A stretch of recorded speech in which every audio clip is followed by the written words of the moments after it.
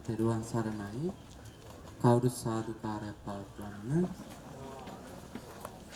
සරණ සීලේ සමාදන් වීම සඳහා හැම දිනම ඒ භාග්‍යවත් වූ අරිහත් වූ සම්මා සම්බුදුරජාණන් වහන්සේට নমස්කාර වේවා කියන අදහසින් নমස්කාරය කියන්නේ.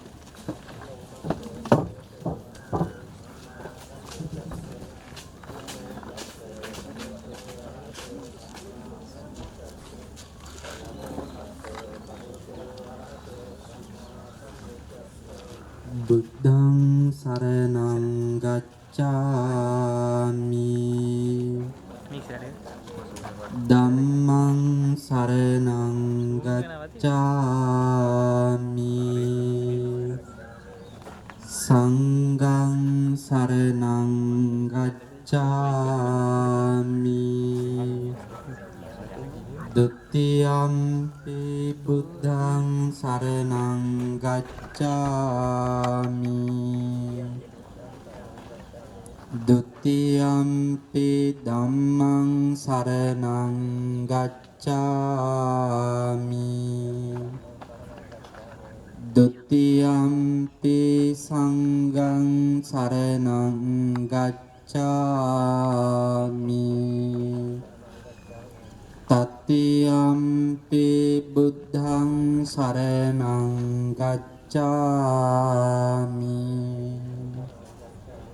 තතියම්පි ධම්මං සරණං ගච්ඡාමි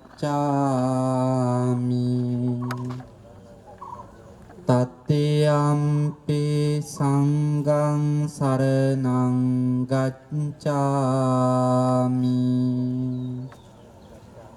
තිසරණ ගමනං සම්පුන්නං පානාතිපාතා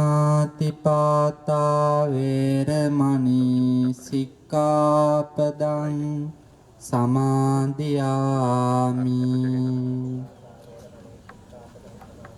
අදින්නාදාන වේරමණී සික්ඛාපදං සමාදියාමි කාමේසෝ මිච්ඡාචාරා වේරමණී සික්ඛාපදං සමාදියාමි මුසාවාදා වේරමණී සික්ඛාපදං සමාදියාමි සුරාමේරය මජ්ජපමා දට්ඨාන වේරමණී සික්ඛාපදං සමාදියාමි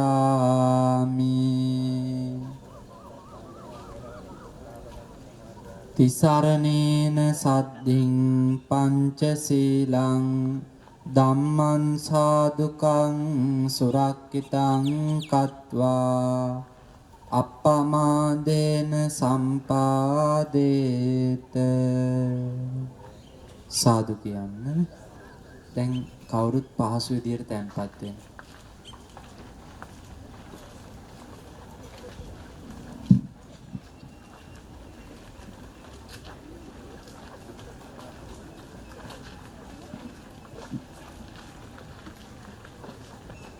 සමන්ත චක්කවාලේසු අත්‍රා ගච්ඡන්තු දේවතා සද්ධම්මං මුනි රාජස්ස සුනන්තු සග්ග මොක්කදං ධම්ම ශ්‍රවණ කාලෝ අයම් බදන්තා ධම්ම ශ්‍රවණ කාලෝ අයම් බදන්තා සද්ධම්ම ශ්‍රවණ කාලෝ අයම් බදන්තා නමෝ තස්ස භගවතෝ අරහතෝ සම්මා සම්බුද්දස්ස නමෝ තස්ස භගවතෝ අරහතෝ සම්මා සම්බුද්දස්ස නමෝ තස්ස භගවතෝ අරහතෝ සම්මා සම්බුද්දස්ස. ලක්වාසී ලෝකවාසී සිල් ගුණ දම් පුරන සීලවන්ත ගුණවන්ත මහා සංඝරත්නයන් අවසරයි. ධර්ම ශ්‍රවණාබිලාසී විදුර විදුහලේ විදුහල්පතිතුමා ප්‍රදාන කරගත් ආචාර්ය මණ්ඩලේ ගුරු බෞතුනි දෙමව්පියනි ආදරණීය දුවේ පුතේ, දැන් මේ පින්නතුන් හැමදෙනාම සෝදානම වෙසක් පුර පසළොස්වක පොහොය නිමිති කරගෙන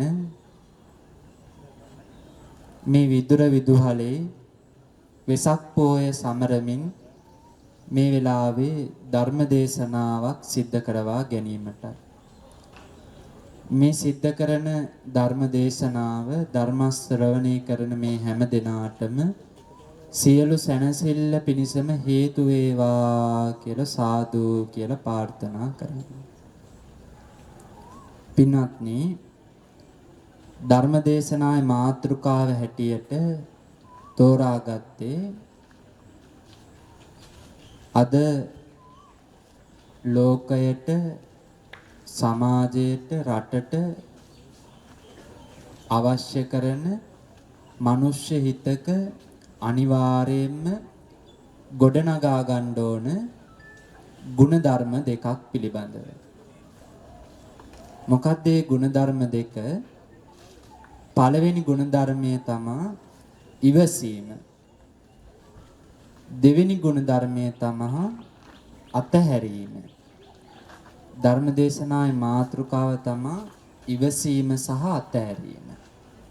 එතකොට මෙතන දෙමව්පියොත් ඉන්න නිසා, වැඩිහිටි අය, කුඩා දරුවොත් ඉන්න නිසා මේ ගුණධර්ම දෙක මං හිතනවා කාටත් ඉතාමත් වටිනවා කියලා. පින්වත්නි, අපි හැමෝම මැරෙන පරපුරේ උපන් මැරෙන මිනිස්සු. ඉපදුනා නම් අපි හැමෝටම මරණයටපත් වෙන්න සිද්ධ වෙනවා.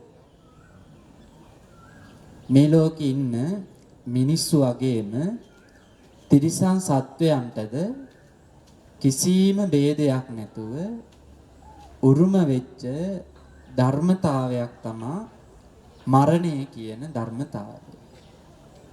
එතකොට මේ පින්නතුන් දන්නවා මේ ලෝකේ ඉන්නවා එක එක බලවත් මිනිස්සු. පොහොසත්කමින් බලවත් මිනිස්සු ඉන්නවා. උගත්කමින් බලවත් මිනිස්සු ඉන්නවා. තනතුරු තානාන්තර වලින් බලවත් මිනිස්සු ඉන්නවා. එක එක දේවල් වලින් බලවත් මිනිස්සු ඉන්නවා. පින්වත්නි, අපි කාටත් පොහොසත්කමින් බලවත් වුණා, උගත්කමින් බලවත් වුණා, තනතුරු තානාන්තර වලින් බලවත් වුණත් අපි හැමෝටම එකම එක දෙයකට යටත් වෙන්න සිද්ධ වෙනවා. මොන බලයේ තිබ්බත් මරණය කියන බලය බලවත් වුණාන් පස්සේ අර පොහොසත්කමින් බලවත්, ඊට පස්සේ තනතුරු තානාන්තර වලින් බලවත්, ඊට පස්සේ උගත්කමින් බලවත්, මේ හැමෝටම පරාද වෙන්න වෙනවද නැද්ද? මරණය කියන කෙනා බලවත් වුණාම මං කියන එක තේරෙනවද? උගත්කම තිබ්බා, පොහොසත්කම තිබ්බා, තනතුරු තානාන්තර තිබ්බා, මේ කිසිම බලයක් තිබ්බට වැඩක් වෙන්නේ නැහැ. යම් දවසක මරණය කියන කෙනා බලවත් වුණාම හැමෝටම පරාද වෙන්න වෙනවා. ආන් ඉදාට අපි අපේ ජීවිතයේ ඉවසීම සහ අත්හැරීම කියන ගුණධර්ම දෙක හදාගෙන තිබ්බොත් සැනසීමෙන් සතුටින් අපිට මැරෙන දවසට මැරෙන්න පුළුවන්. ඒ නිසා හැමෝම ධර්මදේශනා අවසානයේ ලොකු අදිෂ්ඨානයක් ගන්න ඕනි. මගේ ජීවිතේ පොඩ්ඩක් හරි මම ඉවසීම අදා ගන්න ඕනි. මගේ ජීවිතේ මම පොඩ්ඩක් හරි අත්හරින කෙනෙක් වෙන්න ඕනි. ආන් එහෙම අදිෂ්ඨානයක් ඇති කරගන්න ඕනි. මං අහනවා ඔයාලගෙන් ප්‍රශ්නයක්. යුද්ධෙට නැති කඩුව මොකටද? ඈ? කොස් කොටන්නද කියලා අහනවා නේද? එහෙනම් අපි බණ ටික අහන්න ඕනේ ඇයි? ධර්ම ශ්‍රවණය කරන්න ඕනේ ඇයි? ඇහෙන ටික අහලා මේ කණෙන් අහලා මේ කණෙන් පිට කරන්නද? නෑ. අපි ධර්ම ශ්‍රවණය කරනවා නම් අපි මේ ධර්ම ශ්‍රවණය කරන දේ තුලින් යම් ප්‍රයෝජනයක් ගන්න ඕනේ. ප්‍රයෝජනයක් අරගෙන ඒක ජීවිතයට ප්‍රායෝගික කරගන්න ඕනේ. අන්න එතකොටයි අපි ධර්මයේ කියන කඩුව අතට අරගෙන සාමාන්‍යයෙන් කඩුවක් අතට ගත්තාම මොකද කරන්නේ? කොස් කොටන වැඩේ නෙවෙයිනේ කරන්නේ. සාමාන්‍ය කඩුවක් ඕනේ අපිට මොකටද? යුද්ධ කරන්නනේ. එහෙනම් ධර්මයේ කියන කඩුව අතට අරගෙන ඒ ධර්මයේ කියන කඩුවෙන් යුද්ධ කරන්න ඕනේ. කොස් කොටලා හරියන්නේ නැහැ. එතකොට ඔයාලා අද අහන ධර්ම දේශනාව අහලා යම් දෙයක් ජීවිතයට අරගෙන ඒ දේ ප්‍රායෝගික කරගත්තොත්, ගෙදර ගිහිල්ලා ඒක පුහුණු කරොත්, ඉස්කෝලේදී ඒ දේ පුහුණු කරොත්, ආයතනයේදී ඒ දේ පුහුණු කරොත්, රස්සාව කරන තැන ඒ දේ පුහුණු කරොත් තමයි ඔයාලා අර ධර්මයේ කියන කඩුවෙන් නියම ප්‍රයෝජනෙ ගත්ත කෙනෙක් වෙන්නේ නේද? නැත්තම් ඔයාලා බණ ටික අහලා ඉවසීම ගැන බණ ටික අහලා අතහැරීම ගැන බණ ටික අහලා ගෙදර ගිහිල්ලා ජීවත් වෙන්නම් වාලෙම ජීවත් වුණොත් හරියට අර කඩුව තියාගෙන කොස් කොටනවා වගේ තමයි වැඩේ කරන්නේ. ඒ නිසා මම හිතනවා බණ ටික ඉවර වෙනකොට මේ ಗುಣධර්ම දෙක ජීවිතේට පොඩ්ඩක් හරි ගනී කියලා. එතකොට පළවෙනි අපේ මාතෘකාව තමයි ඉවසීම. අහලා තියෙනවද ඉවසීමෙන් සැනසීම ලැබෙනවා කියලා? අහලා තියෙනවද? අහලා තියෙනවා. පින්නතුනි, පව් කරාම අකුසල් කළාම විපාක තියෙනවා. පින් කළාම කුසල් කළාම විපාක තියෙනවා. ඒක අපි අහලා තියෙනවා විපාක තියෙනවා විපාක තියෙනවා විපාක තියෙනවා කියලා අහලා තියෙනවා. මොනවද මේ විපාක? පව් කරාම අකුසල් කළාම අඳුන්වනවා ඒ ලැබෙන විපාකේ අඳුන්වනවා ආදීනව කියලා.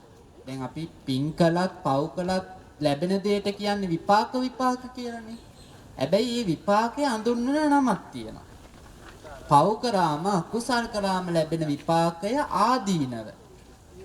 එතකොට විපාක ලැබෙනව නෙවෙයි කියන්න ඕන. ආදීනවයක් ලැබුණා. පව් කරාම ලැබෙන විපාකය ආදීනව ලැබෙනවා. එතකොට පින් කරාම කුසල් කරාම ලැබෙන විපාකය ආනිසංස. එතකොට ඉවසීම හොඳ දෙයක්ද නරක දෙයක්ද? හොඳ දෙයක්. එහෙනම් හොඳ දේවල් කරාම ආනිසංස ලැබෙනවා.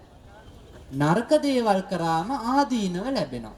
එම නැත්තම් පව් කරාම ආදීනව ලැබෙනවා, පින් කළාම ආනිසංස ලැබෙනවා. එතකොට ඉවසන එක හොඳ දෙයක්. පුණ්‍ය සාගත සිතුවිල්ලක් ඉවසන එක.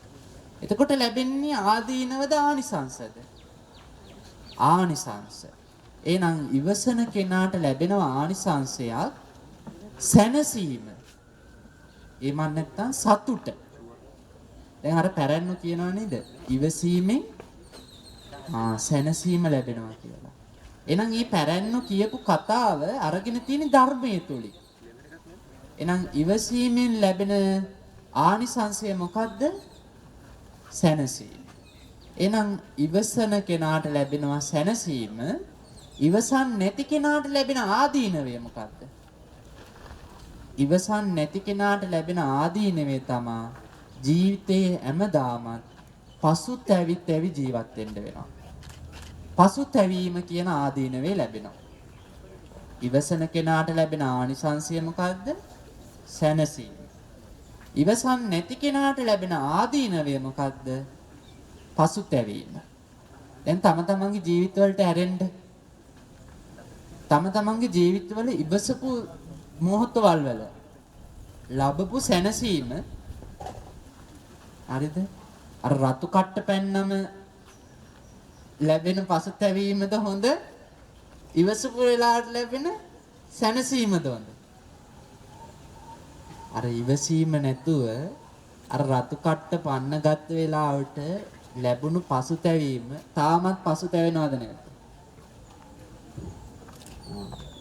එහෙනම් සතුටින් ඉන්න නම් සැනසීමෙන් ඉන්න නම් මොකද කරන්න ඕනේ? ඉවසන්න ඕනේ. සරියුත් මහරහතන් වහන්සේ කියන්නේ මහා පුදුම විදියට ඉවසපු උත්තමයි. උන්වහන්සේ දවසක් පිණ්ඩපාතේ වඩිනවා. දැන් ඔයාලා දන්නා ලෝකෙ ගත්තන් පස්සේ මිනිස්සු අතර ජීවත් වෙනකොට මිනිස්සුන්ට හොඳ කියන මිනිස්සුත් ඉන්නවා නරක කියන මිනිස්සුත් ඉන්නවද නැද්ද? ඉන්නවා දෙගොල්ලම ඉන්නවා. සරියුත් මහරහතන් වහන්සේටත් හොඳ කියන මිනිස්සුත් හිටියා නරක කියන මිනිස්සුත් හිටියා. දැන් අද වර්තමාන සමාජයේ ගත්තන් පස්සේ ස්වාමීන් වහන්සේලාට දොස් ගොඩ වැඩිනේ. ඒ අතරේ හැබැයි දොස් කියන්නේ නැති මිනිස්සු ඊටත් වඩා ඉන්නවා. එතකොට දොස් කියන මිනිස්සු පොඩ්ඩක් දොස් කියන්නේ නැති මිනිස්සු ගොඩක් ඉන්නවා. ඒ වගේ සරියුත් මහරහතන් වහන්සේටත් ඒ කාලේ දොස් කියන මිනිස්සුත් හිටියා දොස් කියන්නේ නැති මිනිස්සුත් හිටියා. ඒ අතර අර දොස් කියන්නේ නැති මිනිස්සු ඉන්නවනේ. ඒ මිනිස්සු දකිනවා සරියුත් මහරහතන් වහන්සේ පිණ්ඩපාතේ වඩිනවා. එතකොට සරියුත් මහරහතන් වහන්සේගේ තිබ්බ ගුණයක් තමයි සරියුත් මහරහතන් වහන්සේගේ ඉවසීම කියන ගුණය තිබ්බා. ඒක මිනිස්සු දැක්කා. දන්නවා. ඒ නිසා අර සරියුත් මහරහතන් වහන්සේ පාරේ පිණ්ඩපාතේ වඩිනවා දැකලා මිනිස්සු පාරේ ඉඳන්ම කතා වෙනවා සරියුත් මහරහතන් වහන්සේ කියන්නේ මාර ගුණවන්ත කෙනෙක්. මාර විදියට ඉවසන කෙනෙක්. කියලා සරියුත් මහරහතන් වහන්සේගේ හොඳ කතා වෙනවා. ඔය හොඳ කතා වෙන මිනිස්සු අතරේ හිටිය එක මිනිස්සෙක් සරියුත් ආන්දරෝ ගැන දොස් කියන නරක කියන. දැන් අපි අතරත් නැද්ද එහෙම?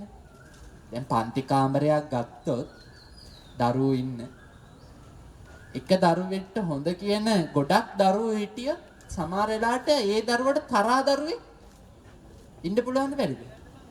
පුළුවන්. දැන් ඔයාලගේ ආයතනයක් ගත්තොත් සමහර වෙලාවට ආයතනයේ ඉන්න ගොඩාක් අය ඔයාලා එක්කලා මිත්‍රයි. හැබැයි එක තරහකාරයෙක් ඉන්න පුළුවන් නේද? ඒ වගේ අර සරියුත් මහරහතන් වහන්සේටත් හොඳ කියන පිරිස ගොඩක් හිටියා. එක නරකක් දකින මිනිස්සෙක් හිටියා. මේ මිනිස්සයා කියන්න ගත්තා අර මිනිස්සු සරියුත් මහරහතන් වහන්සේ ඉවසන කෙනෙක් කිව්වන් පස්සේ මේ මිනිස්සයා කියන්න ගත්තා සරියුත් ආන්දරෝ නෑ ඉවසන්නේ නෑ කියලා. සරියුත් ආන්දරට ඉවසීම නෑ කියලා. දැන් මේ මිනිස්සයා කියන දේ අර මිනිස්සු අහන්නෙම නෑ. දැන් බෞද්ධරයක් සරියුත් ආන්දරෝ ගැන මොකද කියන්නේ? ඉවසනවා කියනවා. අර මිනිස්සයා විතරක් සරියුත් ආන්දරෝ ඉවසන්නේ නැහැ කියනවා. දැන් මේ මිනිස්සයාට ඕන වුණා සරියුත් ආන්දරෝ ඇත්තටම ඉවසන්නේ නැති කෙනෙක් කියලා පෙන්වන්න. හැබැයි ඇත්තටම සරියුත් මහරහතන් වහන්සේ ඉවසන කෙනෙක්ද නැද්ද? ඉවසන කෙනෙක්. හැබැයි මේ මිනිස්සයාට ඕන වුණා ඉවසන්නේ නැති කෙනෙක් කියලා පෙන්වන්න. අනේ සරියුත් මහරහතන් වහන්සේ වඩිනකන් ඉඳලා මේ මිනිස්සයා මොකද කරේ? අර මිනිස්සුන්ට පේන්නම පිටිපස්සෙන් ගිහිල්ලා අත මිටි මොලවල පාරක් ගන්නවා පිටට. හිතන්නකො හිතන්නේ නැති වෙලාවක පිටිපස්සෙන් ඇවිල්ලා පාරක් ගන්නකොට අපිට නම් මොකද වෙන්නේ? කේන්ති යනවනේ. තරහා එස්සෙනවනේ. අනේ සරියුත් මහරහතන් වහන්සේ කවුද මට ගැව්වේ කියලා වත් පිටිපස්සේ ඇරිලා බලලා නෑ. බලන්න උන්වහන්සේගේ ඉවසීම. උන්වහන්සේ සාන්තව ඒ විදියට පිණ්ඩපාතේ වැඩලා තියෙනවා. දැන් අර මිනිස්සයාට ලැජ්ජයි. ඇයි අර හොඳ කියන මිනිස්සු දැක්කනේ. දැන් මේ මිනිස්සයා අර අපි කියන්නේ අපේ වචනේ පිපිරි ඉන්නවා.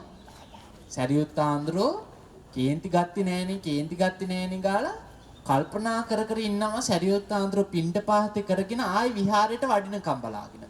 එතනම ඉන්නවා. දැන් සරියොත් මහරහතන් වහන්සේ පිණ්ඩපාතේ කරගෙන විහාරස්ථානයේට ආයෙ වඩිනකොට මේ මිනිස්සයා දුවගෙන ගිහිල්ලා සරියොත් මහරහතන් වහන්සේට කියනවා ස්වාමීනි මම තමයි අර එවෙලේ නුඹ වහන්සේගේ පිටට ගැව්වේ කියනවා. සරියොත් මහරහතන් වහන්සේ ආනවා බමුණ මෙයා බ්‍රාහ්මණේ බමුණ මට කවුරු හරි කෙනෙක් කෙවල ගැව්වද කියලා. දැන් මොකද මේ කරලා තියෙන්නේ සරියොත් මහරහතන් වහන්සේ? අර එවලේ පිටට ගැව්වා කියන සිද්ධිය මොකද කරලා තියෙන්නේ දැන්? පිණ්ඩපාතේ කරගෙන එනකොට අතහැරලා දාලා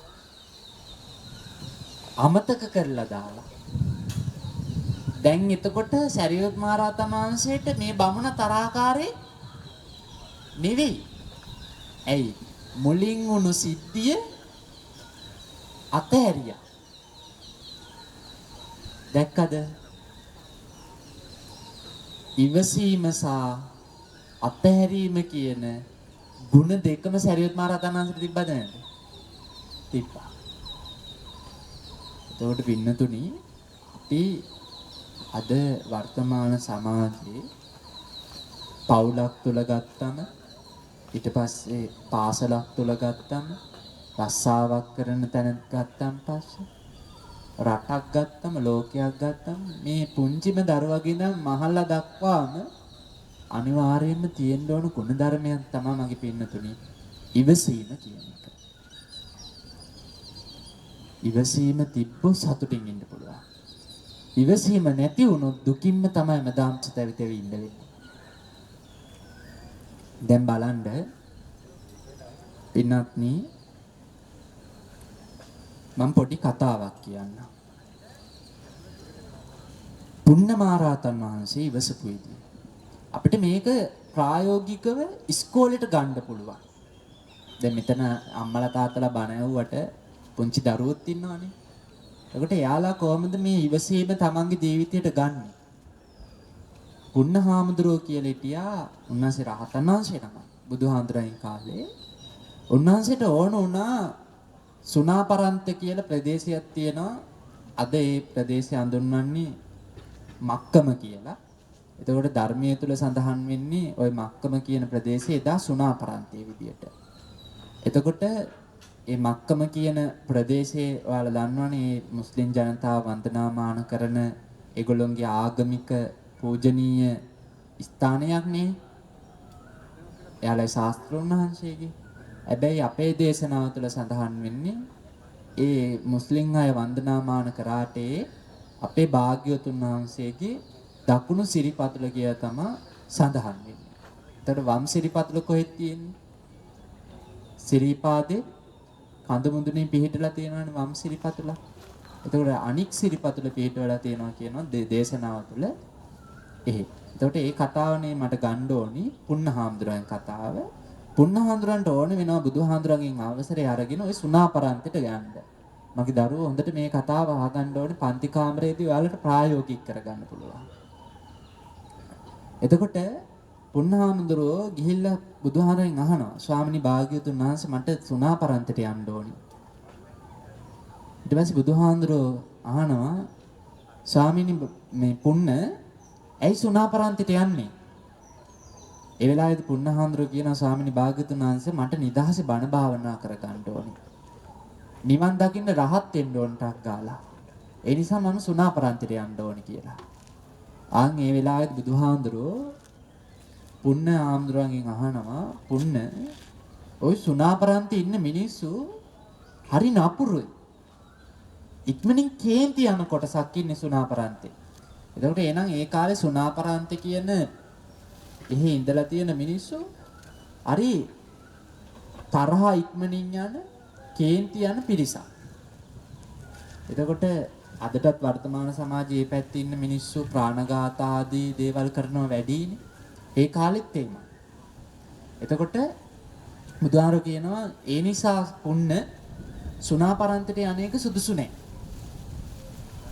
නුඹ එහි සුණාපරන්තට ගියාන් පස්සේ නුඹට මේ මිනිස්සු බනින්න පුළුවන්. වැරැද්දක් නොකර බනින්න පුළුවන්. එයාට තරහා යන නිසා. අදිසියවත් වැරැද්දක් නොකරපුන්න නුඹට මේ සුණාපරන්ත වැසියෝ බැන්නෝ. නුඹ මොකද කරන්නේ? අන්න ඒ වෙලාවෙත් පුන්නහඳුරු කියනවා ස්වාමිනී භාග්‍යතුන් වහන්සේ මම ඉවසනවා. පුන්න කොහොමද ඉවසන්නේ?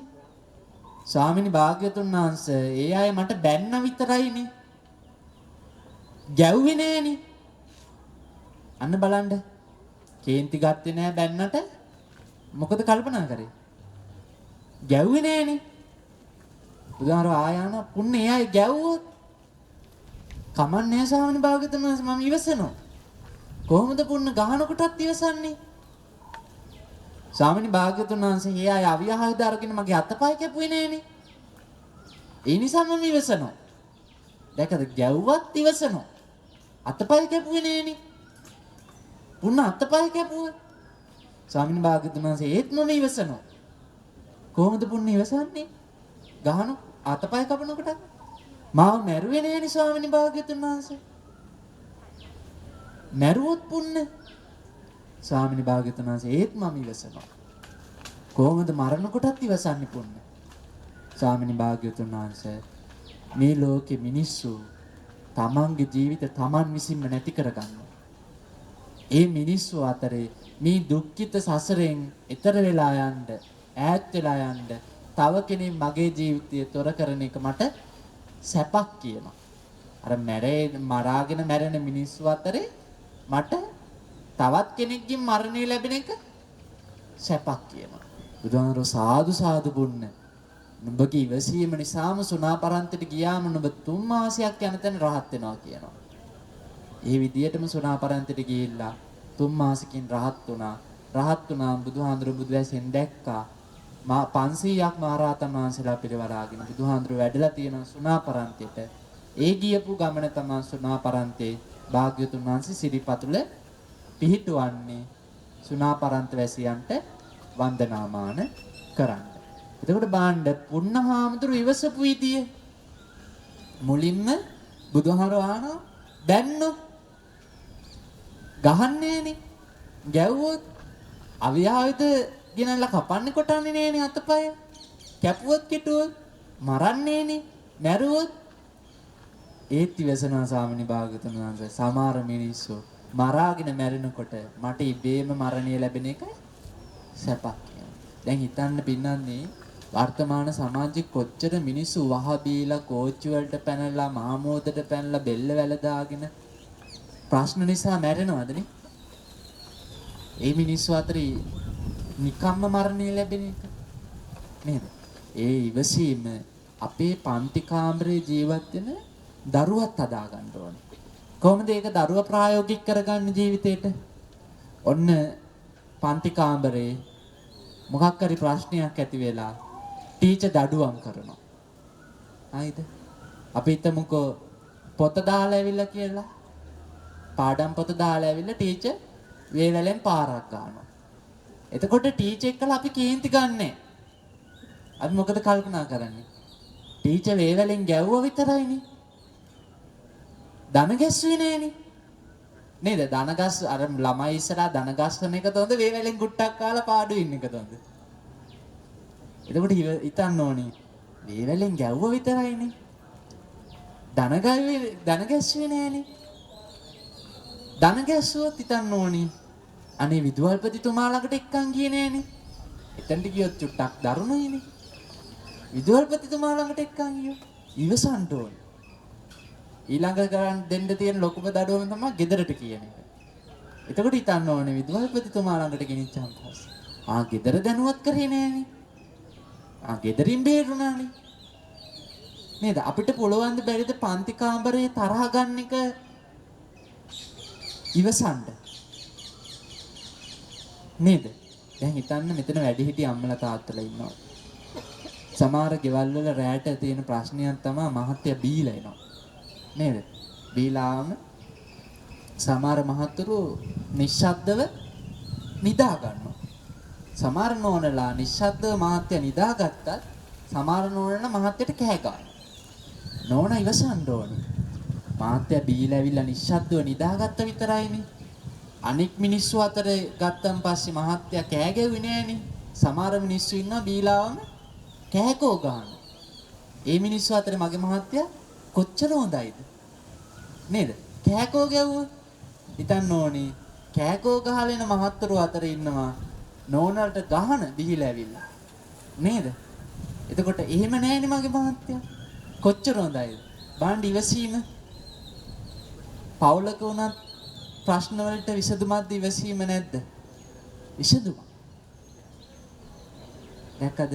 ඒ නිසා දුවේ පුතේ ඉවසීම අනිවාර්යෙන් හදා ගන්න ඕනේ. බුදුහාඳුරෝ කියනවා ඉවසීම මිනිස්යාට ආභරණයක් කියලා. දැන් අපි ආභරණ පළදින්නේ ඇයි? ආභරණ පළදින්නේ ඇයි? ලස්සනට ඉන්නනේ. දැන් කාන්තාව නම් මාල දානවා, වලලු දානවා, කරාඹු දානවා, කොණ්ඩ කටු ගන්නවා, ලස්සනට ඉන්න. පිරිමි අය නම් ඔල්ලෝසු දානවා නේද? ලස්සනට ඉන්න.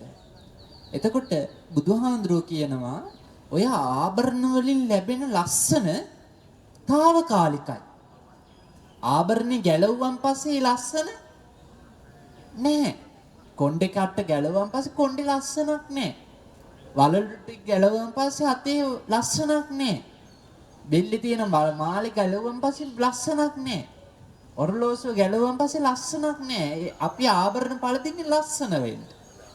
බුදුහාරු කියනවා ආභරණ වලින් ලැබෙන ලස්සන తాවකාලිකයි.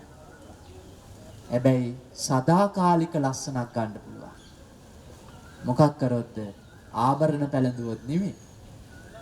ඉවසුව. ඉවසන කෙනාට සදාකාලික ලස්සනක් එනවා. ඒක වෛද්‍ය විද්‍යාව පැත්තේ ගත්තත් සාධාරණයි. බලන්න කෝප වුණාම ලේ කුපිත වෙනවද නැද්ද? කුපිත වෙනවා. තරහ ගියාම ලේ කෝප වෙනවා. ඉවසුවම ලේ කෝප වෙනවද? නැහැ. ලේ කෝප වුණ නැති වුණාම එයාගේ මූණේ කුරුලා එන්නේ, කැත වෙන්නේ, සුදු වෙනවා, ඉක්මනින් වයසට යන්නේ, ලෙඩ හැදෙන්නේ නේද? දැක්කද බුදුහාමුදුරු කියපු දේ සාධාරණයිද නැද්ද? සාධාරණයි. හැබැයි ඉවසීම නැති වුණොත් බලන්න කේන්ති අරගත්ත දවස් වලට මූණේ තියෙන ලස්සනත් යනවද නැද්ද කියලා. ප්‍රශ්න ඔළුවේ තියෙනකොට කේන්ති අරගෙන ජීවිතේම පා වෙනවනේ. සමහර දවස් වලට කුරුලැත් එනවා. තරුණ පෙළ කේන්ති ගත්තාම. එතකොට බලන්න ඉවසීම තියෙනකොට මූණ ලස්සන වෙනවා. ඉවසීම නැති වුණා මූණ අවලස්සන වෙනවා. ඉවසීම තියෙනකොට කුරුලා එන්නේ නැහැ. ඉවසීම නැති වුණාම කුරුලා එනවා. ඉවසීම තියෙනකොට ඉක්මනින් වයසට යන්නේ. ශක්තිමත් මිනිසෙක් වගේ ජීවත් වෙනවා. ඉවසීම නැති වෙනකොට ඉක්මනින් වයසට ගිහිල්ලා දුබල වෙනවා. අන්න ඒකයි බුදුහාමුදුරුවෝ කිව්වේ මිනිස්යාගේ ජීවිතය ලස්සන කරන ආභරණයක් මොකද්ද? ඉවසීම. එහෙනම් හැමෝම ඉවසීම අදා ගන්න ඕනේ. කාල වේලාව නැති නිසා දෙවෙනි ගුණ ධර්මයට යන් තව පැය කාලයි තියෙන්නේ. දෙවෙනි ගුණ ධර්මය මොකද්ද? දෙවෙනි ගුණ ධර්මය අතහැරීම. එතකොට දැන් මම අහන ඔයාලගෙන් අතහැරලා දින්නේ. අතහැරලා දින්නේ. අතහැරලා දින්නේ. ගොඩක් අයගෙන් ලැබෙන උත්තරේ නෑ කියලා. මොනවද අතහැරියේ නැත්තේ? මොනවද අතහැරියේ නැත්තේ? අම්මා, තාත්තා, දරුවෝ, යාන වාහන, ඉඩම් කඩම් මේවද? සල්ලි මේවද? ගොඩක් අය හිතන් ඉන්නේ ඕව අතාරින්න ඕනි කියලා. දැන් මේකයි. පටලව ගන්න එපා පෙපින්නාති.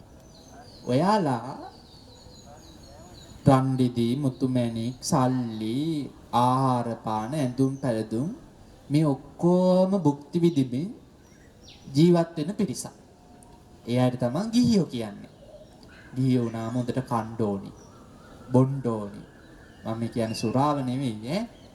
එතකොට අඳින්න ඕනි, පළදින්න ඕනි, හොඳ වාහන ගන්න ඕනි, හොඳම දේවල් පාවිච්චි කරන්න ඕනි. මොකද ගිහියෝනේ. එතකොට ඕව අත්හැරලා ගිහි ජීවිතයක් ගත කරන්න පුළුවන්ද? බෑනේ. එහෙනම් ඇයි මේ අතාරින්න කියන්නේ? මොනවද එතකොට අතාරින්න ඕනේ?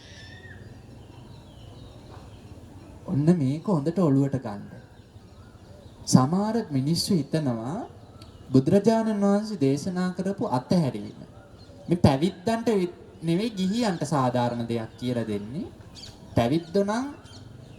පැවිද්දෝ කියන්නේ අරණ්‍ය වාසී වාරේ ග්‍රාම වාසී වාරේ ඉන්නවනම් එයාලා අරණ්‍ය වාසීව යනවනම් අම්මා තාත්තවත් ඇල්ලලා ගෙවල් දොරවල් අත්හැරලා ආයේ එන්න බලාගෙන නෙවෙයි යන්නේ. අරණ්‍ය වාසීව ඉන්නවා. හැබැයි ගිහියෝ කියන කොටස ඕවත් එක්කලා ජීවත් වෙන්න ඕනද නැද්ද අම්මා තාත්තා එක්කලා? ගෙවල් එක්කලා ජීවත් වෙන්න ඕනද නැද්ද? දරුවෝ එක්කලා ජීවත් වෙන්න ඕනද නැද්ද? එහෙනම් ඒවා අත්හැරලා බෑ පැවිද්දෝ වගේ අත්හැරලා දාලා බෑ. අද වර්තමාන සමාජයේ ගොඩාක් බෞද්ධරයක් ඉන්න දරුවෝ අම්මව අත්හැරලා තාත්තව අත්හැරලා සමහර දෙමව්පියෝ ඉන්නවා දරුවෝම අත්හැරලා. ඔයාලා දැකලා ඇති. ඒ අත්හැරීම නෙමෙයි බුදුහාමුදුරුවෝ අත්හැරීමක් කියලා දේශනා කරන්නේ. බුදුහාමුදුරුවෝ කියලා දෙන අත්හැරීම මෙන්න මේ වගේ අත්හැරීමක් ගිහියාට කියලා දෙන අත්හැරීම. ඊතණ්ඩ අපි අත්තරින්න ඕනි කොහොමද? මෙන්න මේමයි. අපි යම් ඇලීමක්, ගැටීමක්, මුලාවීමක් ආවම නේද අසරණ වෙන්නේ. හිතන්න අපි ඇලුණු පුද්ගලයෙක් බැඳුණු පුද්ගලයෙක් නිසා නෙවෙයිද අසරණ වෙන්නේ. දැන් හිතන්න මහත් නෝනාගේ හිත රිද්දනවා මහත්තයා. මහත්තයාට නෝන ඇලිලා නිසා ටක් ගාලා මොකද වෙන්නේ? හිත රිදෙනවා.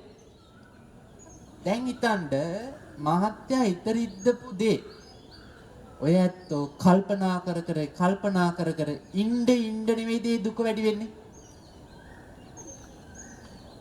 මගේ හිත රිද්දුවානේ කියන සිද්ධිය අත්හැරියෝ. ඊළඟ මොහොතේ මහත්තයා එක්කලා හොඳට කතා කළොත් දුකක් තියෙයිද? අන්න ඕකයි බුදුහාමර කියලා දෙන්නේ. මම දන්න අයියා කෙනෙක් ඉන්නවා. අපේ දරුවොත් මේ දේ ගන්න ඕනි. අද කාලේ දෙමව්පියෝ දරුවන්ට මහ වදයක් වෙලා තියෙනවා. තරුණ දරුවන්.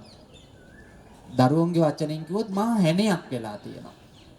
ඒකට හේතුව තමයි අම්මලත් දරුවන්ට ගොඩක් ආදරේ වැඩි කමට, තාත්තලත් දරුවන්ගේට ගොඩක් ආදරේ වැඩි කමට, තරුණ පෙළගේ ජීවිතවලට ගොඩාක් දෙමව්පිය ඇඟිලි ගහනවා. එයාලගේ වචනෙන් කිව්වොත්. අර හැමදේම හොයනවා. දැන් අර මම දන්න අයියා කෙනෙක් ඉන්නවා අවුරුදු 27යි. ඒ අයියාගේ අම්මා පුංචි කාලේ ධම්ම තාත්තා නැතිව බොහොම දුක් මාසයෙන් අම්බ කරලා ලොකු මහත් කරලා හොඳ රස්සාවක් කරන සයිසිකටම දැන් අදලා තියෙනවා. ඒ අයියාට ඒ අම්මා පුංචි කාලේ කිව්වේ රම් මහත්තයෝ කියලා. ඒ ආදරේට කියන අම්මලා කියන නම ආදරේට රම් මහත්තයා. දැන් මේ අම්මා මොකද තාත්තා නැහෙනේ. ගොඩක් ආදරේ පුතාට. මොකද මේ අම්මා කරන්නේ වැඩ ඇරිලා ආවමත් ඉස්කෝලේ යන කාලේ ඉඳන් එමය වැඩට යන කාලෙදිත් වැඩ ඇරිලා ආව ගාම රම් මහත්තයෝ තේ එකක් අදලා දෙන්නද? ඊට පස්සේ අදලා ගේනවා. ඊට පස්සේ රම්මා ඔය කොල්ල දැන් තේක බොන්න නැතුව මේසෙ උඩ තිබ්බ රම්මාත්‍යෝ තේක බොන්න නිවෙනවා. ඊට පස්සේ දැන් වැඩ ඇවිල්ලා ඇඳුම් පිටින් මිටියෝ රම්මාත්‍යෝ ඇඳුම් ටික ගලවන්නේ නැද්ද? රම්මාත්‍යෝ කන්න, රම්මාත්‍යෝ ඇඳ ගෝදන්න, රම්මාත්‍යෝ නිදා ගන්න, රම්මාත්‍යෝ ෆෝන් එක ඔබන්න එපා, රම්මාත්‍යෝ 10 වෙලාව ලයිට් ටික නිවන්න. ඔන්න දෙමව්පියන් අය දරුවන්ට මොකද වෙන්නේ? මහා එනයක් වෙනවා. නැති ඉන්න දෙමව්පියන්ට ඕක ගොඩක් වෙලා ඇති. අන්තිමේට දරුවම කියනවා අම්මේ මොන කරුමයක්ද අම්මේ? එකම එක කියන්නේ. එපා වෙනවා අම්මේ එකම එක කියන්න එපා අම්මේ. දරුවෝ කියලා නේද? අන්තිමේදී දන්නවද මේ අයියා ඕම පුංචි පුංචි සිද්ධි අම්මා එක්කලා කේන්ති යන අම්මව එපා වෙන අම්මව පිළිකුල් වෙන පුංචි පුංචි සිද්ධි ගොඩක් එකතු කරගෙන ඉඳලා එක දවසක් ලොකු සිද්ධියක් වෙනවා. එයාගේ ෆෝන් එක තියලා තියෙනවා පුටුව උඩ. ඒ පුටුව උඩම තමයි එයා වතුර බෝතලේ තියන්නේ. අම්මා වතුර බෝතලේ වතුර ඉවර වෙලා වතුර බෝතලේ පිරවන් ඇවිල්ලා පුටුව උඩ තියන්න යනකොට චාර්ජරේ ගාලා තිබ්බ ෆෝන් එක පුටුව උඩ ෆෝන් එකට උඩටම වතුර බෝතලේ අම්මගේ අතින් වැටෙනවා. ටෙම්පර්ට් එක විතරයි ගිහිල්ලා තියෙන්නේ ෆෝන් එකේ. වතුර බෝතලේ වතුර තියෙන ඉන්න බිදිලා ටෙම්පර්ට් එක. ටෙම්පර්ට් එකක් දාන්න රුපියල් 800ක් 850ක් යයි කියමුකෝ. 10කට වඩා යන්නේ නැහැ සාමාන්‍ය ෆෝන් එකකට. මේ කොල්ලට අම්මට වඩා වටිනවා වුණා මොකක්ද? ටෙම්පර්ට් එක. දැන් ලොකු සිද්ධියක් වුණා. පොඩි සිද්ධි ගොඩක් එකතු වෙලා ලොකු සිද්ධියක් වුණා. අන්තිමේට මේ කොල්ලා මොකද කරන්නේ? ගන්නවා තීරණයක්. ඒ මොහොතේ මැදුන් ටිකක් ලෑති කරගෙන අම්මව ගෙදර තනියෙන් දාලා බෝඩිමකට යන්න. හරි. එහිතන්ඩ ඒ වෙලාවේ අම්මට කියලා තියෙනවා පුතාගේ තියෙන ආවේගශීලීකමට වයස ගෑනු මැරිලා යන්නේවත් නෑනේ වද දිදී ඉන්නෝ. මේ ඉවසීමක් නෑ පුතාට. අම්මා කියලා සිහිය නැති වෙලා. අම්මා අඬාට මට කෝල් කරනවා. මෙහෙම පොඩි හඳුරන්නේ අයියා කිව්වා කියලා. පස්සේ කොහමද මම අයියට එන්න කිව්වා බෝඩිමට ගියපු අයියට. දැන් දවස් දෙක තුනක් ගිහිල්ලා. බෝඩි මේ තනියෙන් කනවා බොනවා අම්මා කනවද කියලාවත් හොයන්නේ නෑ. එතකොට දවස් දෙක තුනකින් පස්සේ මං ගෙන්නුවාන් පස්සේ මටත් කියනවා හාමුදුරනේ ඉවසලා බැරිම තැන අර පුංචි සිද්ධි ඔක්කොම ඉවසලා බැරිම තැන තමයි ඔය කේන්ති ගියේ කියලා. හරිද?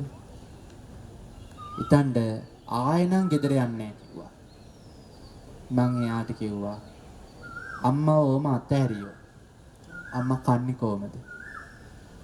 අම්මා බෙහෙත් ටික ගන්න කාගේ සල්ලි වලින්ද? හරිද? ඔව් මතක් කරනකොට මං කිව්වා අයියේ ඔයාලටත් මං කියන්නේ ඔයාලගේ ජීවිතවලට මේක ගන්න ඕනේ. අයියේ ඔය අත්තරින්න ඕනේ අම්මව නෙවෙයි. ඔය අත්තරින්න ඕනේ අම්මා එක්කලා ඇලෙන්න, ගැටෙන්න, මුලා වෙන්න හේතුණු ඔයාගේ ටෙම්පර්ට් එක කියන සිද්ධිය. ටෙම්පර්ට් එක නම් රුපියල් කීයක් හරි දීලා අදාහ ගන්න පුළුවන්. ඒ සිද්ධිය අත්තරින්න. ඔයා ඒ සිද්ධිය හිතන්න තමයි අම්මව තව එපා වෙන්නේ. දැන් මේ කොල්ලා මගේ කීමට ගියා අම්මලා ගෙදර දැන් හොඳට සලකගෙන ඉන්න. ඔතන තමයි අපිට වරදින්නේ. අපි මොකද කරන්නේ? අම්මලා කියන දේ ආන්නේ නැති වුණාම අම්මලා එපා වුණාම අපි මොකද කරන්නේ? අම්මලා මහ කරුමයක් වුණාම දෙමව්පියෝ මහ කරුමයක් වුණාම අපි අම්මව අත්හැරලා දානවා. තාත්තව අත්හැරලා දානවා. නැහැ දුවේ පුතේ. අම්මා තාත්තාව කියන පුද්ගලයාව නෙමෙයි අත්තරින්න ඕනි. අත්තරින්න ඕනි අම්මා තාත්තා එක්කලා තරහ යන මොකක් හරි ගැටීමක් එන ඇලීමක් එන මුලා වීමක් එන සිද්ධියක් තියෙනවා නම් ඒ සිද්ධිය අත්තරින්න ඕනි. අපි මොකද කරන්නේ අපේ ජීවිතවල? අර හරකා තනකොළ ටික කටට අරගෙන හපාප මොකද කරන්නේ?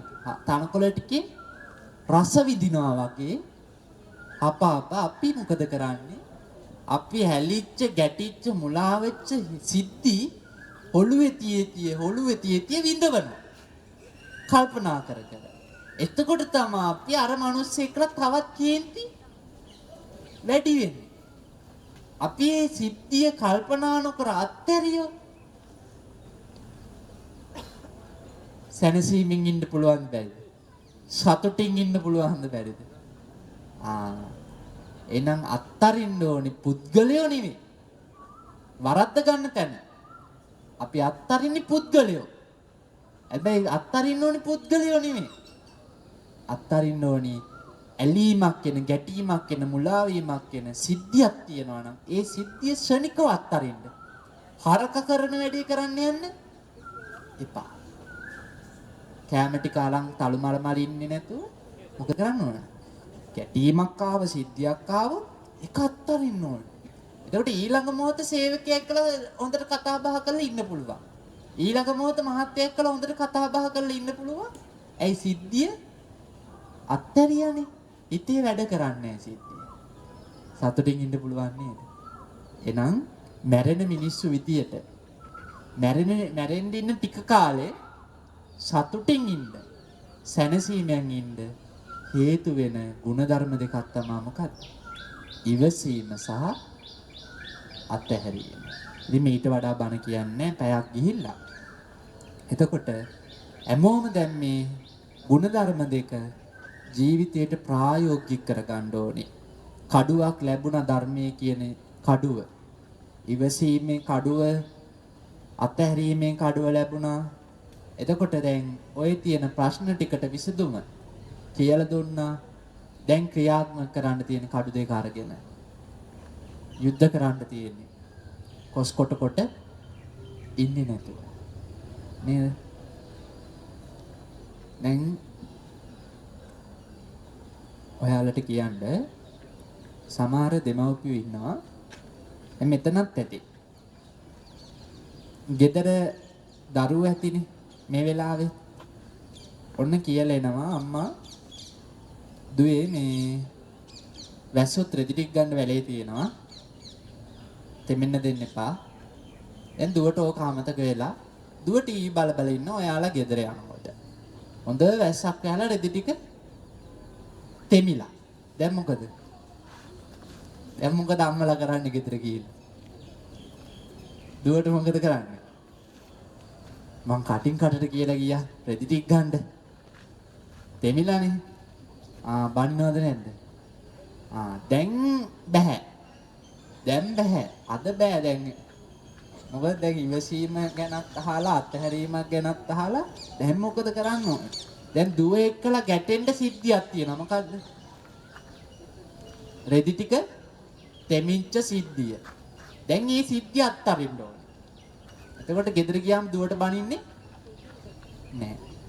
ඔන්න සමහර නෝනලා ඉන්න මහත්තයා ඔන්න උදේ යනවා හොඳට. අවසෙන්නේ 4. දෙකෙන් යන කෙනා 4න් යනවා. එතකොට දැන් රැයට බැනිලි නෑ. ඉවසීම ගැන අහලා, අත්හැරීම ගැන අහලා දැන් S2ත් උඩට යනවා. හරිද? හිතන්න ඕනේ දැන් අද රැය වෙන සිද්ධි මම මේ කියන්නේ. හරි? මහත්තයා ආවන් පස්සේ ගැටෙන සිද්ධිය තියෙනවනේ මහත්තයා කළා. අතහරින්න. ආදරෙන් බත් ටික දෙන්න වෙනදා වගේ. නේද? ඇඟෝ දඬ තුවාහේ දෙන්න ආදරේ. ගැටෙන්න යන්න එපා සිද්ධිය අත්තරින්න. සිද්ධිය අත්තරිය නැත්තම් ගැටිලා ප්‍රශ්න එදා රැයට. අවදාට තේක සමහරට දෙන්නේ නැහැනේ. නේද? ඒ නිසා දරුවොත් මේ අත්හැරීම ප්‍රායෝගික කරගන්න ඕන ජීවිතේ. ඉවසීම ප්‍රායෝගික කරගන්න ඕන. වැඩිහිටියොත් පවුල තුල, ආයතනය තුල රස්සාව කරන තැන පාසල තුල ওই ಗುಣධර්ම දෙක ප්‍රායෝගික කරගත්තොත් සතුටින් සැනසීමෙන් ජීවත් වෙන්න පුළුවන්. ඉතින් ඒ සඳහා මේ පින්නතුන්ට මේ ධර්ම දේශනාව මහෝපකාරී වේවා කියලා සාදු කියලා ප්‍රාර්ථනා කරන්න. එතකොට බින්වත්නි විශේෂයෙන්ම සිහිපත් කරන්න ඕන කාරණාවක් මට මේ ලැබිච්ච අවස්ථාව, කියන්නේ මට මේ විදුහලේ මම ධර්ම දේශනා කරන පළවෙනි අවස්ථාව.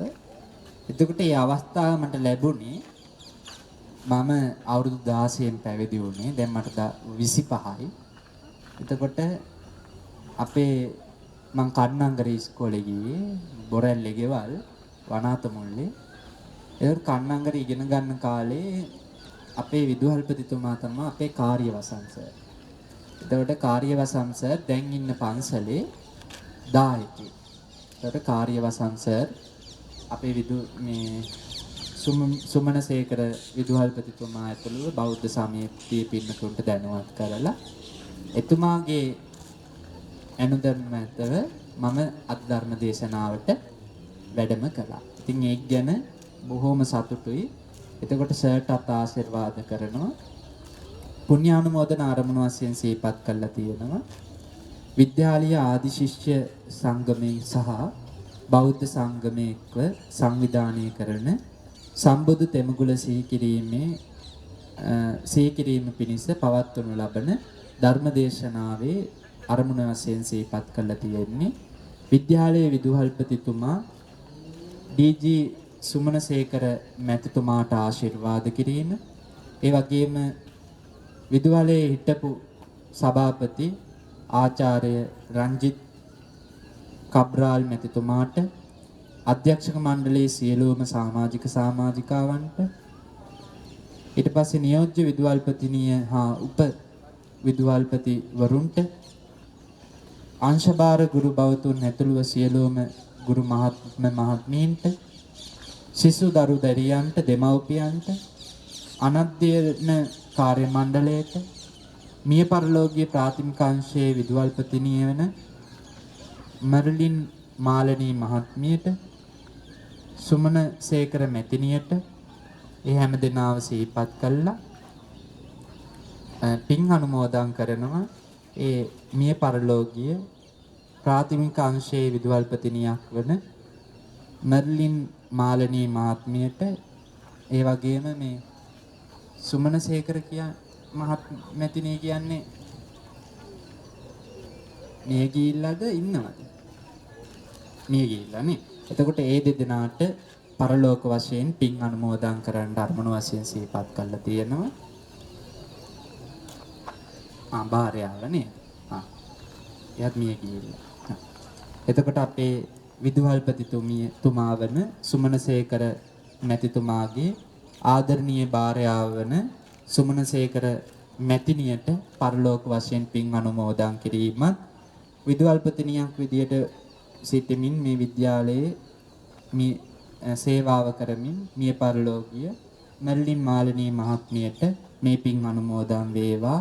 පරලෝක ගමන සුවපත් කරගෙන උතුම් නිවිනින් නිවි සැනසෙත්වා කියන අදහසින් මියගිය ඥාතීන්ට ගාතාවන් කියලා පින් දෙමු. ඉදං වෝ ඥාතේනං හෝතු සුඛිතා හුන්තු ඥාතයෝ.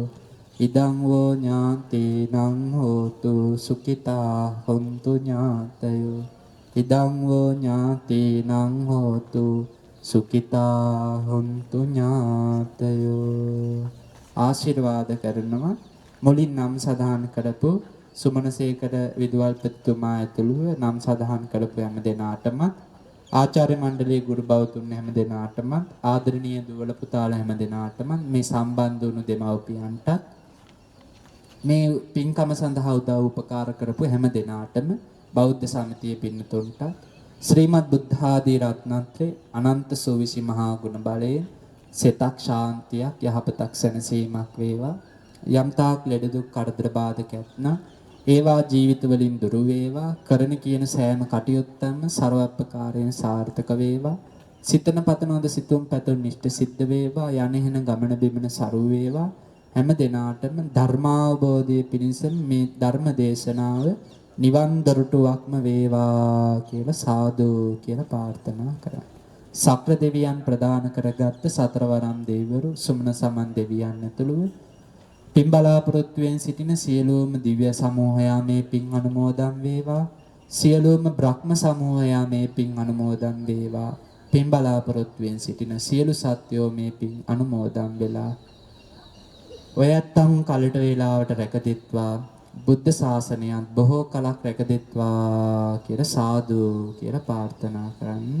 ඔයත්තන්ට මේ තෙමගුල සිහිපත් කරමින් සිද්ධ කරන මේ පින්කම් මාලාව ਸਰවප්‍රකාරයෙන්ම සාර්ථක කරගන්නට මේ පින හේතු වාසනා වේවා කියලා සාදු කියලා ප්‍රාර්ථනා කරන්න. ගාතාවන් කියමු. එත්තාවතාච අම්මේහි සම්බදම් පුඤ්ඤ සම්පදං සබ්බේ දේවානුමෝදන්තු සබ්බ සම්පatti සිද්ධියා. එත්තාවතාච අම්මේහි සම්බදම් පුඤ්ඤ සම්පදං සබ්බේ භූතා අනුමෝදන්තු සබ්බ සම්පatti සිද්ධියා. එත්තාවතාච අම්මේහි සම්බදම් පුඤ්ඤ සම්පදං සබ්බේ සත්තා අනුමෝදන්තු සබ්බ සම්පatti සිද්ධියා. මම මේ වෙලාව පොඩි කාරණාවක් සිහිපත් කරන්නත් මට මතකයට ආවා. අද වර්තමාන සමාජයේ ඔය ඇත්තන්ට ශාසනය ගැන ගොඩ පිරිහීමටපත් වෙමින් පවතිනවා කියලා හිතුවිලි එන ප්‍රමාණය වැඩිනේ. ස්වාමීන් වහන්සේලා ගැනත් දොස් වෙනවා වැඩිනේ. දැන් අද ධර්ම දේශනාවෙන් ඒ දෙයට විසඳුමක් ලැබුණා. මොකද කරන්න ඕනේ? හිතන්න ඕනේ ස්වාමීන් වහන්සේ පැත්තකින් දාමු. හැමෝම කරන දේවල් මම කරොත් දෙයක් කාටද? මට. ඔයාලා කරොත් දෙයක් ඔයාලට. එතකොට තමන් වපුරන දේ තමන්ට. ඒ ඇත්තෝ කරන දේවල් ඒ ඇත්තෝ අරගෙන ගියාද කියලා මොකද කරන්න ඕනේ? සිද්ධිය අත්තරින්න ඕනේ. පැහැදිලිද? අපි දැන් මම මතක් කරන්න ඕනේ නෑනේ සිද්ධි ගොඩාක් ආවනේ. එතකොට ඒ සිද්ධිය එක්කලා අපි ඇලිලා ගැටිලා මුලා වෙලා කටයුතු කරන්න ගියොත් එයාලා කරපු පාප කර්මයටත් අපිත් අත ගහනව නෙවෙයිද? අපිත් අත ගහනවා. ඒ නිසා ගීහෝ වේවා පැවිදියෝ වේවා වර්තමාන සමාජයේ ඇලෙන ගැටෙන මුලා වෙන අකුසල් සිද්ධ කරන සිද්ධි ගොඩ වෙනවා දැන්. හරිද? එතකොට ඒ ඔක්කොම අතහැරලා ඔයාලා සතුටින් ඉන්න. බය වෙන්න එපා. බුද්ධ ශාසනයට මුකුත් වෙන්නේ නැහැ. බුද්ධ ශාසනයට මුකුත් හරි වෙනවා කියලා කලබල වෙලා ෆෝන් එකේ මැසේජ් එකක් කමෙන්ට් එකක් දානවා නම් දාන්න එපා. බුද්ධ ශාසනයට මුකුත් වෙන්නේ නැහැ. බුදුහාරු කියලා තියෙන තව 5000ක් කල් වෙනකම් ලෝකේ බුද්ධ ශාසනය පවතිනවා. තාම 2000 ගාණක් ගියේ. තව 2000 ගාණක් එහෙම් පිටින්ම තියෙනවා.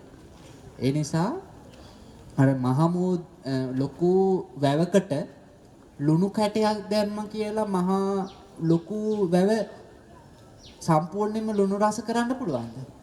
බෑනේ. ආන් ඒ වගේ මේ සංඝ ශාසනය, බුද්ධ ශාසනය, මේ සමාජයේ කියන ලස්සන දේ. අර එක පොඩි සිද්ධියකින් කැතකරන්න බෑ. මොකද ලස්සන සිද්ධි ගොඩක් තියෙනවා. සිල්වත් ගුණවත් භික්ෂුන් වහන්සේලා ගොඩ ඉන්නවා. දෙන්නේ තුන් දෙනෙක් නිසා අර ඔක්කොම දුස්සීල වෙන්නේ නෑ. හොඳ මිනිස්සු ගොඩ ඉන්නවා. ඒ හොඳ මිනිස්සුන්ගේ ඔක්කොම නරක වෙන්නේ එක්කෙනෙක් දෙන්නෙක් නිසානේ. ආය නිසා ඉවසීමෙන් අතහැරීමෙන් අද කාලේ හොඳට ජීවත් වෙන්න ඕනේ. නේද? අපි නැත්තම් ගොඩ පව් කරගන්නවා. හොඳයි. හැම දිනාටම තෙරුවන් සරණයි වැඳගන්න. අභිවාදන සීලිස්ස නිච්ඡං වන්දාපචායිනෝ චත්තාරෝ ධම්මා වඩ්ඩන්තේ ආයුවන්නෝ සුඛං බලං ආයුරාෝග්‍ය සම්පatti සග්ග සම්පatti මේවච අතෝ නිබ්බාන සම්පatti ඉමිනාතේ සමිඤ්ජතු. හැම දිනාටම සුවපත් වේවා.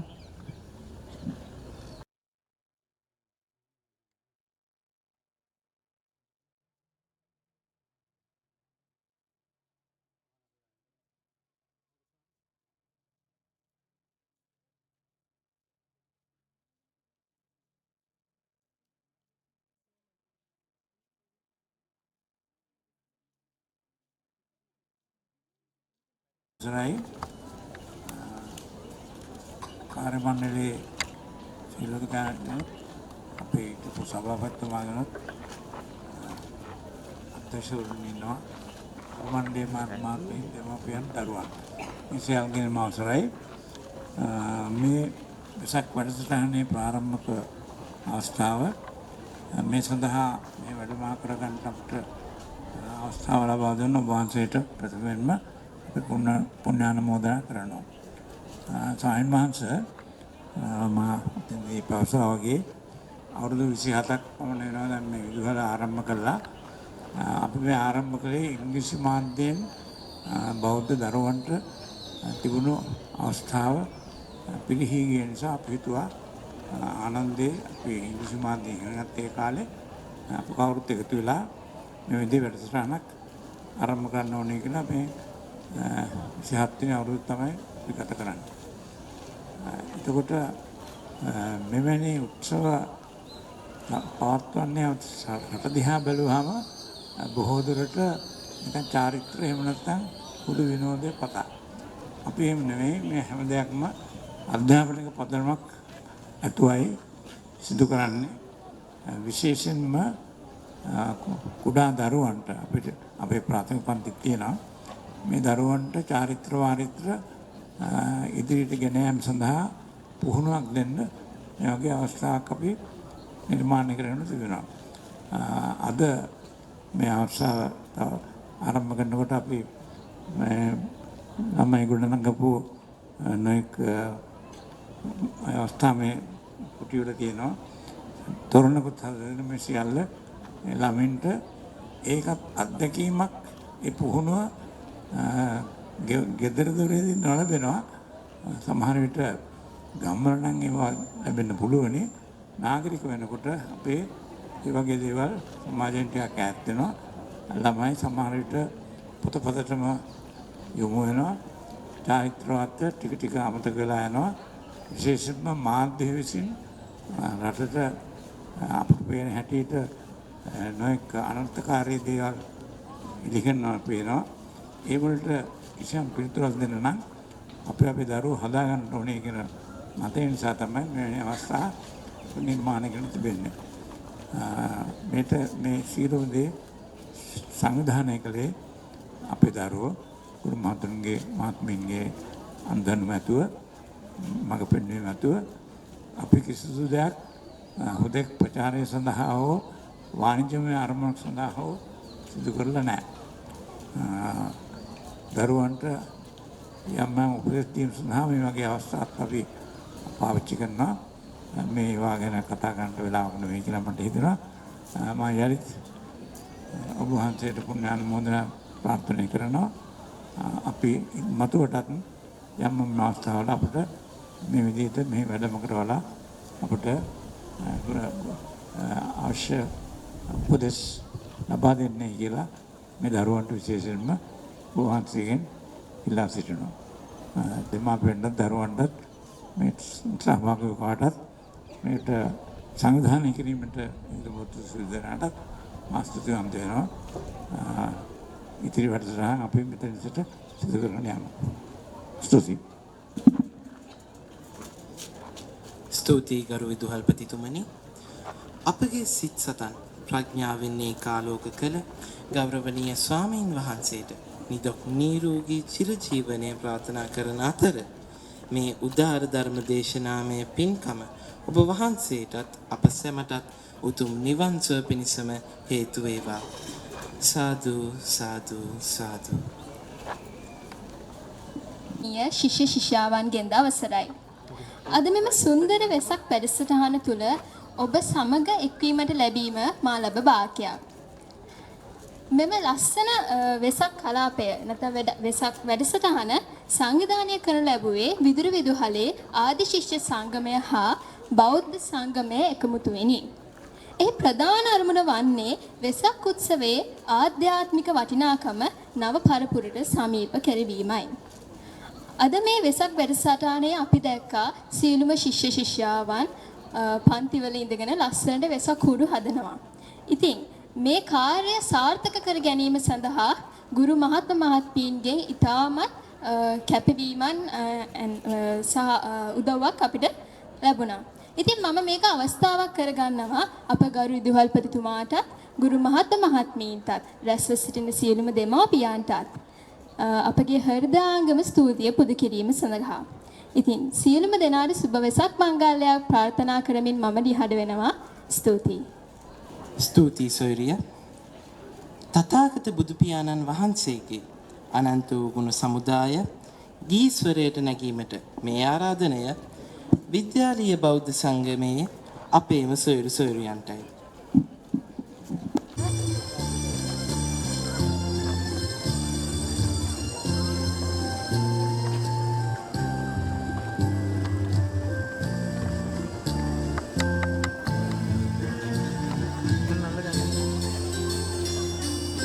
සොයා පිළිසරණක් ලොවෙන්නා වලදහවහරණක් භවෙන් භවයේ පතායිනි හිමියනේ උදේ බුදු වදනක්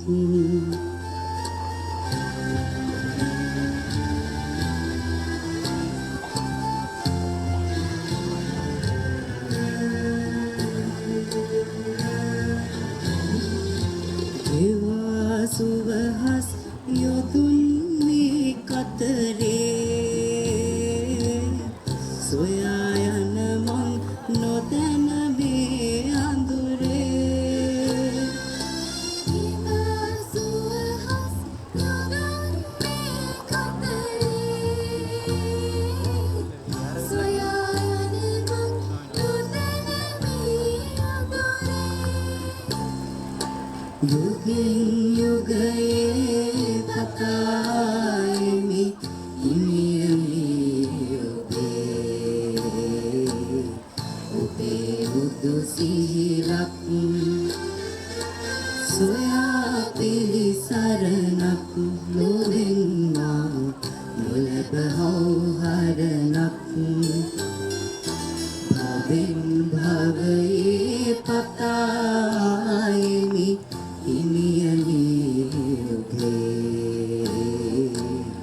ඔබේ බුදු වදනක්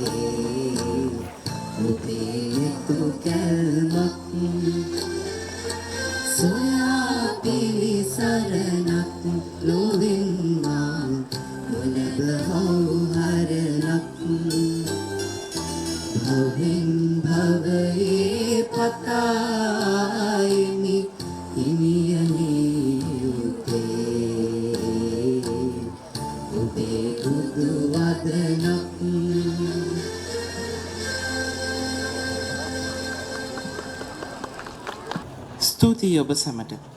වැඩසටහනේ අවසාන අංගය ලෙස දැන් යෙදී තිබෙන්නේ තොරන් රාජයා සහ පහන් කූඩු විවෘත කිරීමේ අවස්ථාවයි. ඒ වෙනුවෙන් අප කැප වුණු සියලුම දෙනාට තුති පිදීමට කෙනුලි මෙතායා සොයුරියටයි මේ ආරාධනා. ඔබ සැමට සුබ සන්ධ්‍යාවක් වේවා.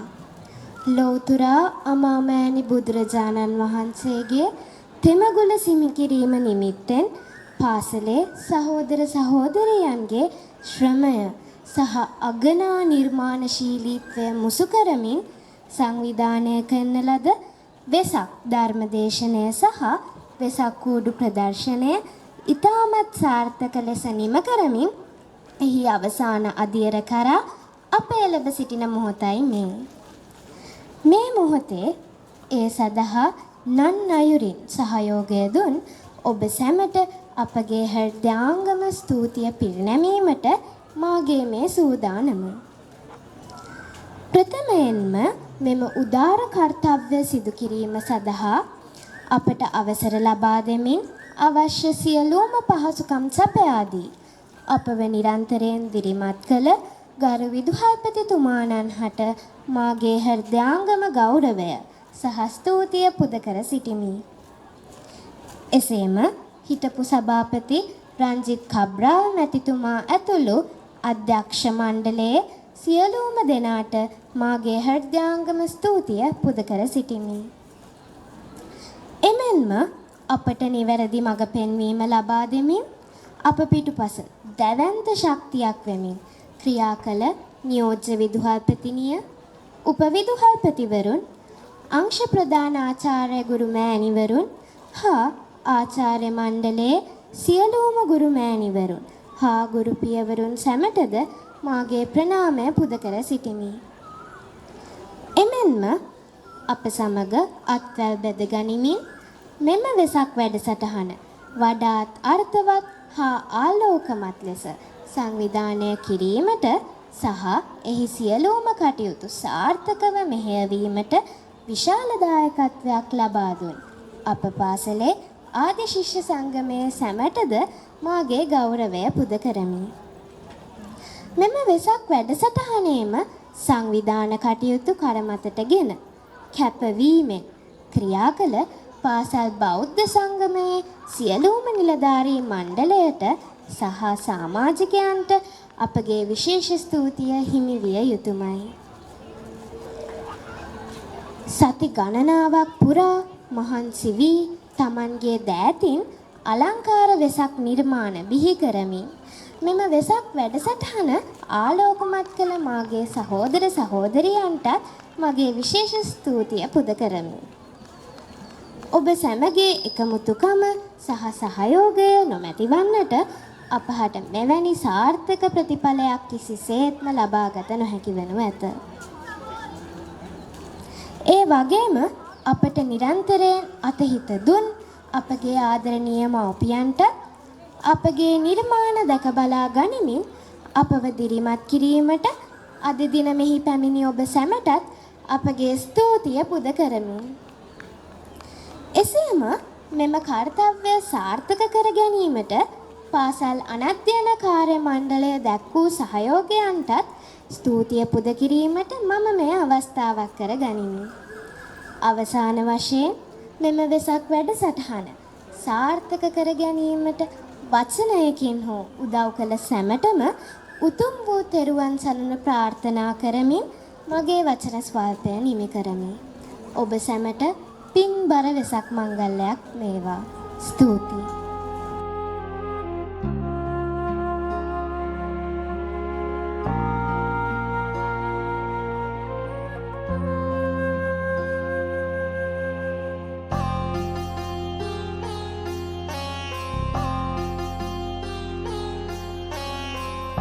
බුදුබණ පාදයක් සවන වැකේවා බුදුගුණ පමණක් සිතට නැගේවා අවසන් වරට මගේ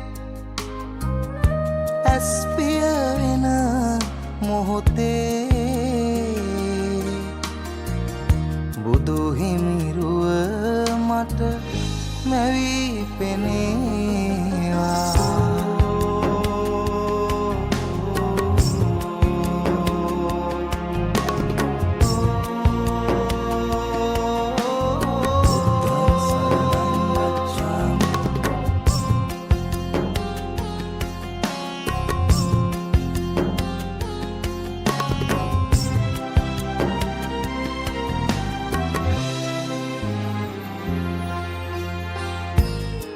සිදුවෙන් නැති නොදැනීම එනිසයි සසරේ ඉපදීම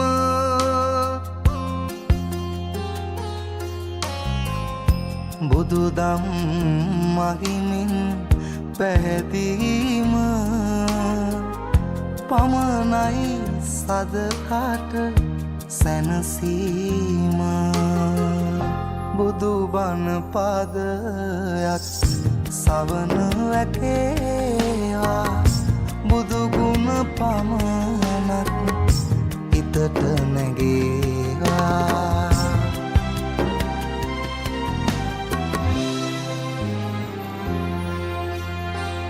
සැප සොයලා ගොස් දුක විඳම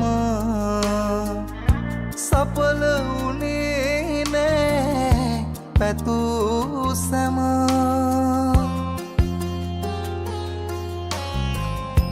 අවසන් මොහොතේ ඉතිරියුණ